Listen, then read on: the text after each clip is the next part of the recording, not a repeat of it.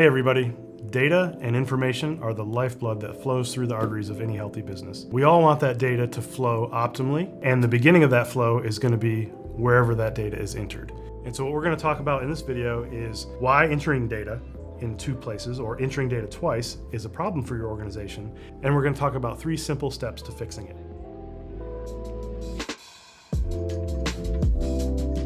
If you're new to this channel and use Microsoft 365 often, you should know that this entire channel is dedicated to those tools and methods that we use to make a better workplace. Be sure to like and subscribe so that you get the latest videos and help others find us. All right, the first and probably most important reason why it's not okay to enter data more than twice is accuracy. If you're entering the same data in more than one system, or even if you're the same person that's entering it in more than one system or twice, mistakes are going to happen. I don't care if you're copy pasting. Sometimes you copy paste and then forget to copy again, so then you paste the same thing again and you don't realize it, and then all of the data is wrong. So then guess what you get to do? A month later, you're sorting out what's the right data and you can't figure it out. Just last night, I was actually doing something where I had to duplicate a list in 2 or 3 different areas. I had to recreate a choice field. I could not do it in an automated way. I had to duplicate the data. I made a few mistakes. It happens to everybody. Now, in my scenario, I was just copy pasting 9 items from one list to another list. That's a pretty small example, but what happens when you're entering, let's say, inventory counts or a quantity ordered or something like that, and you enter it wrong and it gets all the way into the system? 12 months from now, you're finding yourself doing inventory and you can't figure out where the discrepancy was. How much time are you gonna have to spend to solve that problem then?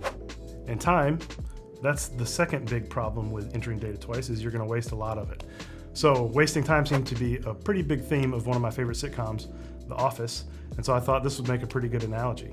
So Stanley, he reached out to the customer, confirmed that they ordered 100 widgets. Daryl from the warehouse just emailed and confirmed that we actually have 1,500 gizmos left, and he thinks there are about 2,000 on order scheduled to be here next month. Well, we averted that crisis, but let's face it, we just spent 3 people's time and at least a half a day trying to sort out the truth. Not to mention, Ryan the temp spent all of his time transcribing the orders from the new online system to the order fulfillment spreadsheet.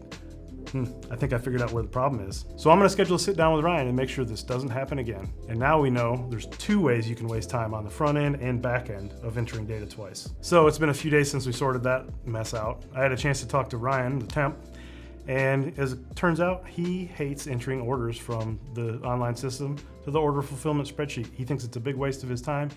He hates doing it. He thinks it's busy work. He thinks we should come up with an automated way to send the data from one to the other. And there you have it. That's reason number 3. It's annoying. Good people hate wasting their time entering data twice. All right, so the last thing I want to touch on is that question of, can I have a copy? Because I need to do some analytics or I need to do inventory. Sure, you can have a copy, but the key thing is going to be, once you've declared your sources of truth, make sure that you have a plan in place so that your copies always refresh on a scheduled or regular basis from the declared source of truth. That's the key to making sure that your copies don't themselves become new sources of truth.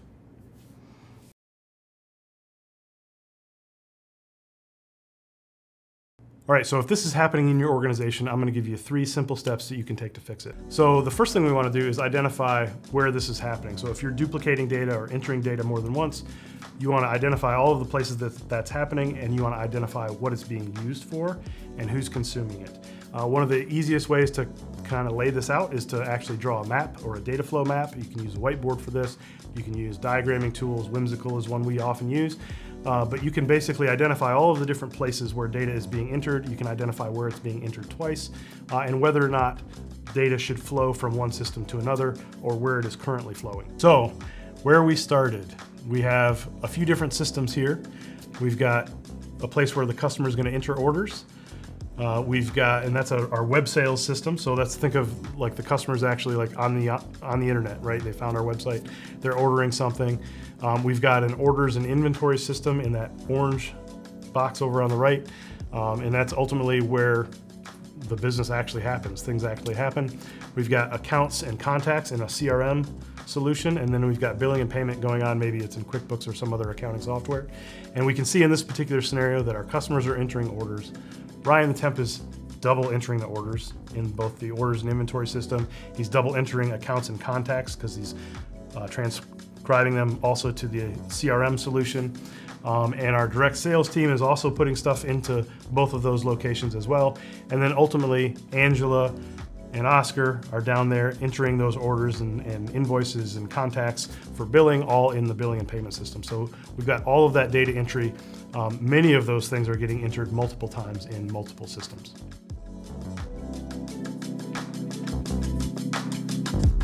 So now that you've identified what, how, and when for your data, you want to identify and declare a single source of truth for each type of data. So looking at your data map, figuring out kind of where your data flows, where it begins and ultimately where it ends and who's using it, you can kind of identify where those single sources of truth should be declared. Sometimes they're going to be declared in the source of origination. Other times, you're going to have a system that actually combines multiple sources. It's downstream from the others in your data flow, and it may aggregate data from, let's say, 2 or 3 different sources. That could be declared your single source of truth for those data elements as well. Ultimately, it's up to you and how your data flows in your organization. Declaring that single source of truth is the thing that's going to set you free when it comes to knowing what data is accurate in your organization. All right, so we're going to start with that same diagram, and we're going to identify or declare our sources of truth. So we've put stars here on our sources of truth. So we've decided that we want the orders and inventory system. That's the place where all of our orders and all of our inventory is aggregated. We want that to be our single source of truth. We've also declared that we want our CRM to be our single source of truth for all accounts and contacts.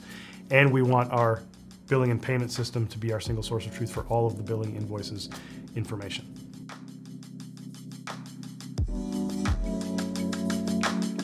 All right, so the third step is actually identifying your options for integrating with downstream systems. So, point of note, hiring a temp to sit at a desk and transcribe information from one system to another is not an integration strategy.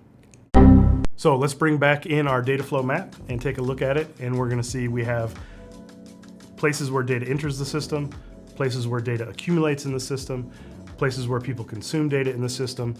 Connecting all of these dots and watching how the data can flow through your organization should give you some pretty good clues as to where the integration needs to happen.